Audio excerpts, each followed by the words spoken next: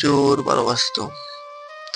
তারা একসময় সিদ্ধান্ত নেয় তারা পালিয়ে বিয়ে করবে।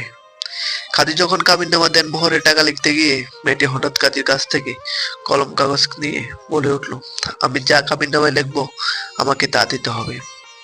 গরিব ছেলেটা মেয়েটির দিকে প্রচুর ভালোবাসতো, তাই মেয়েটি কথা মেনে নিল। দরদ ভরা কণ্ঠে মেয়েটিকে বলল, এমন কিছু লেখো না যা আমার দেওয়া সামর্থ্য নেই। গরিব হতে পারি কিন্তু তোমাকে কখনো ছেড়ে যাব না। মেয়েটা ছেলের দিকে চোখে রাঙিয়ে কাবিননামায় টাকার জায়গায় ছেলেটার নাম লিখিয়ে দেয়। ছেলেটার নাম লিখে দেয়। আর সবাই সামনে চিৎকার করে বলতে লাগলো, আমি যদি আমার কখনো ছেড়ে যাই তাহলে আমি দেনমোহরের বরাদ্দ ওকে দিয়ে যাব। ছেলেটি কেঁদে দিল।